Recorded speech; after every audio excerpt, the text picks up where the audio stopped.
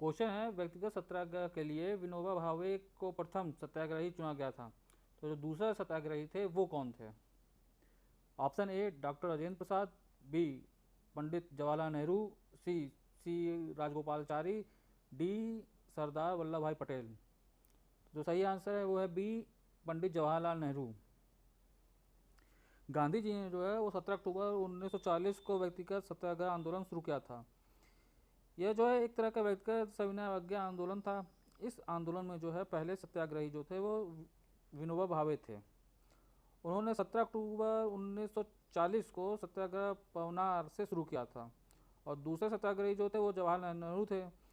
इस आंदोलन को जो है दिल्ली चलो आंदोलन भी कहा गया था। इस सत्याग्रह का जो मुख्य उद्देश्य था वो ब्रिटिश सरकार के इस दावे को खोखला साबित करना था कि भारत की जनता जो है वो द्वितीय विश्व युद्ध में सरकार का साथ है। क्वेश्चन है, निम्नलिखित में से किसने भारत में प्रसिद्ध फारसी त्यौहार नवरोज को आरंभ करवाया था? Option A Balban, B Iltutmish, C Firoz Tughlaq, या फिर डी अलाउद्दीन खिलजी। तो जो सही आंसर है वो है ए बलबन। अपने दरबार के लिए बलबन ने एक बड़े सुल्तान के दरबार के अनुरूप नियम बनाए और उन्हें कठोरता से लागू करवाया था। इस क्षेत्र में जो है उसका आदर्श ईरानी बादशाह थे, और इससे उनकी कई परंपराओं को अपने दरबार में शुरू करवाया था। उसने जो है इसमें सिजदा और पाबोस, ये जो दो रीतियाँ हैं, इसको आरंभ करवाया था। उसने अपने दरबार में प्रतिवर्ष जो है फारसी त्यौहार जो नौरोज़ था उसको बड़ी शान शौकत के साथ शुरू करने का आरंभ प्रथा जो है उसको आरंभ करवाई थी। अगला क्वेश्चन है, निम्नलिखित में से कौन सा नगर जापान का पिट्सबर्ग कहलाता है? Option A Kobe, B Yawata, C Tokyo, और डी जो है ओसाका। तो जो सही आंसर है वो है बी युवाटा। जापान में लोहा और इस्पात का जो पहला कारखाना है वह युवाटा में ही स्थित किया गया था। वर्तमान समय में जो है यह है इस देश का सबसे बड़ा लोहा और इस्पात उद्योग का केंद्र है, तो इसे जापान का जो है पिट्सबर्ग कहा जाता है इसीलिए। अगला क्वेश्चन है, किसी वस्तु का पूरा प्रतिबिंब देखने के लिए एक समतल दर्पण की न्यूनतम ऊंचाई कितनी होनी चाहिए? तो ऑप्शन ए व्यक्ति की ऊंचाई के बराबर, बी व्यक्ति की ऊंचाई की आधी, सी व्यक्ति की ऊंचाई की 1/4, या फिर डी व्यक्ति की ऊंचाई की दुगनी। तो जो सही आंसर है वो है बी व्यक्ति की ऊंचाई की आधी। समतल दर्पण से व्यक्ति को अपना पूरा प्रतिबिंब देखने के लिए दर्पण की लंबाई कम से कम व्यक्ति की लंबाई की आधी होनी चाहिए। यदि कोई व्यक्ति समतल दर्पण के लंबवत किसी चाल से दर्पण के समीप आता है या दूर जाता है तो अपना प्रतिबिंब दुगना चाल से पास या फिर दूर जाता हुआ जो है वो प्रतीत होता है उसको। अगला क्वेश्चन है, इंडियन गैस एक मिश्रण है।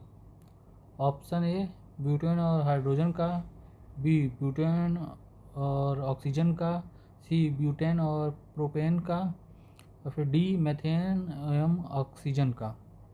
तो जो सही आंसर है वो है सी ब्यूटेन एवं प्रोपेन का। इंडियन गैस जो है ब्यूटेन और प्रोपेन का जो है मिश्रण है। यह पेट्रोलियम गैस जो है कुएं से निकलती है। इसमें 95% जो है हाइड्रोकार्बन होता है, जिसमें 80% मेथेन रहता है। घरों में प्रयुक्त होने वाली इस गैस को द्रवित पेट्रोलियम गैस कहते हैं। यह ब्यूटेन और प्रोपेन का मिश्रण है जिसे उच्च दाब पर द्रवित कर सिलेंडरों में भरा जाता है। एलपीजी अत्यधिक ज्वलनशील होता है तथा इससे होने वाली दुर्घटनाओं से बचने के लिए इसमें सल्फर के यौगिक जो है उसको मिलाया जाता है ताकि इसके रिसाव से उसकी गंध को पहचाना जा सके और रिसाव को बंद किया जा सके। अगला क्वेश्चन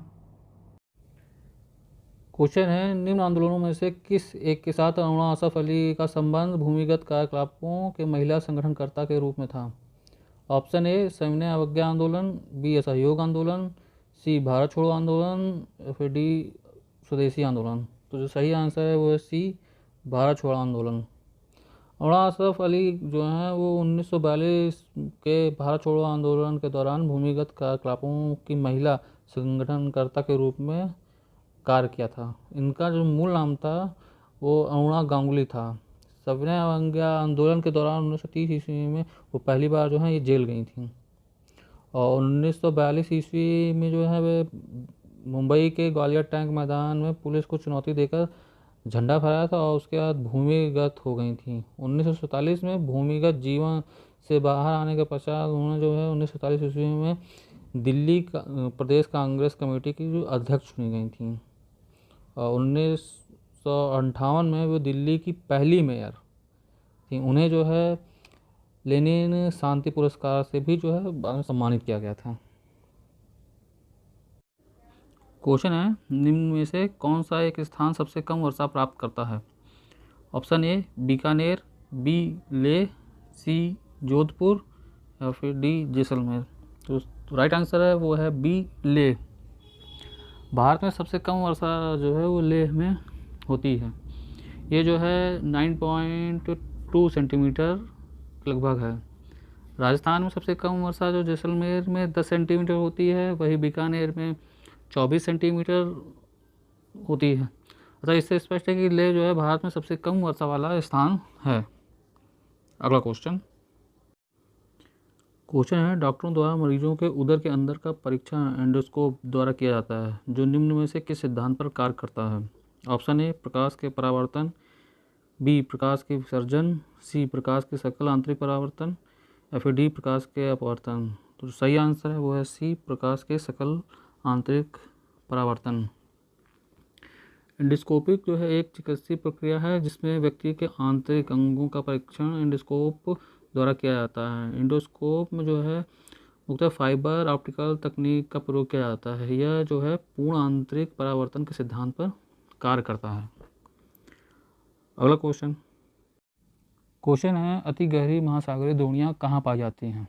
ऑप्शन ए हिंद महासागर में, बी अंटार्कटिका महासागर में या फिर सी प्रशांत महासागर में या फिर डी अटलांटिक महासागर में। तो जो सही आंसर है वो है बी प्रशांत महासागर में।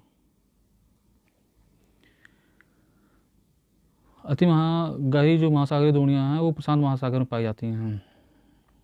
यहाँ की प्रमुख द्रोणियाँ इस प्रकार हैं, फिलीपींस की द्रोणी, फिजी की द्रोणी, पूर्वी ऑस्ट्रेलिया की द्रोणी, जेफ्रीज की द्रोणी, पेरू और चिली की द्रोणी। प्रशांत महासागर जो है विश्व का सबसे बड़ा महासागर है। यह संपूर्ण पृथ्वी के 1/3 भाग पर फैला हुआ है। इसका क्षेत्रफल जो है लगभग सभी स्थलों पर संयुक्त क्षेत्रफल से भी अधिक है। इस महासागर में 20,000 द्वीप स्थित हैं। अगला क्वेश्चन है, एकमात्र भारतीय गवर्नर जनरल कौन थे? Option A C Rajagopalachari, B Pattabhi Sitaramayya, C Rajendra Prasad या फिर डी सरदार वल्लभ भाई पटेल। तो जो सही आंसर है वो है ए सी राजगोपालाचारी। स्वतंत्र भारत के प्रथम गवर्नर जनरल जो थे वो लॉर्ड माउंटबेटन थे, और जबकि एकमात्र भारतीय गवर्नर जनरल जो थे वो राजगोपालाचारी जी थे। इसके बाद जो है गवर्नर जनरल का पद ही जो है वो ख़त्म कर दिया गया था। भारत के जो लोग थे उनको जो है गोपालाचारी जी को जो है राजा जी के नाम से पुकारा करते थे। 1954 में जो है राजा जी को भारत रत्न से सम्मानित भी किया गया था। लॉर्ड माउंटबेटन जो है उसने राजा जी के बारे में लिखा है कि वह एक स्फूर्तिदायक महापुरुष थे जिन्होंने अपनी नम्रता से, शक्ति तथा विश्वास से बुद्धिमत्ता हासिल की थी।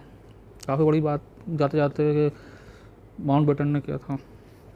अगला क्वेश्चन है, बांग्लादेश में प्रवेश उपरांत गंगा किस नाम से जानी जाती है? तो जो सही आंसर है वो है पद्मा। बांग्लादेश में प्रवेश करने के बाद जो है गंगा पद्मा नाम से जानी जाती है और आगे बंगाल की खाड़ी में जाकर के सुंदरबन डेल्टा का निर्माण करती है।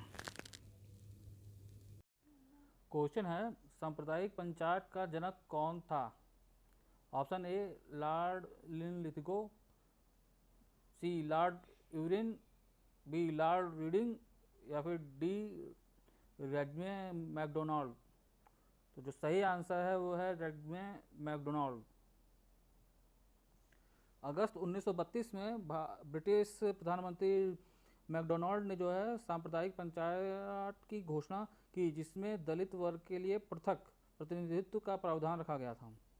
गांधी जी ने इस निर्णय के विरोध में अनशन शुरू कर दिया था और बाद में जाकर 24 सितंबर 1932 को गांधी जी और दलित वर्ग के नेता जो है अंबेडकर के बीच जो है पुनः समझौता के माध्यम से इस समस्या का समाधान कर लिया गया था। अगला क्वेश्चन है, निम्नलिखित में से किसने दिल्ली को सल्तनत की राजधानी के रूप में स्थापित किया था? तो option A Qutbuddin Aibak, B Iltutmish, C Razia या फिर डी मुहिउद्दीन गौरी। तो जो सही आंसर है वो है बी इल्तुतमिश। इल्तुतमिश जो है वो दिल्ली में सल्तनत की राजधानी के रूप में स्थापित किया जाता था, वो है 1210 से 1236 के बीच में। इससे पूर्व जो है ऐबक ने लाहौर से ही जो है शासन किया था। इल्तुतमिश ने ही भारत में सल्तनत काल में सर्वप्रथम जो है शुद्ध अरबी सिक्के चलाए थे। सल्तनत युग के दो महत्वपूर्ण सिक्के जो है, पहला कि चांदी का टका और दूसरा तांबे का जीतल जो है उसी ने प्रारंभ किया था और सिक्कों पर टकसाल के नाम भी लिखवाए थे। 1229 में जो करीब है इल्तुतमिश को बगदाद के बादशाह खलीफा ने खिलत का प्रमाण पत्र वहाँ से प्राप्त हुआ था, जिससे इल्तुतमिश जो है वैध रूप से सुल्तान और दिल्ली का सल्तनत स्वतंत्र रूप से चलाने का राजा बना। Next question.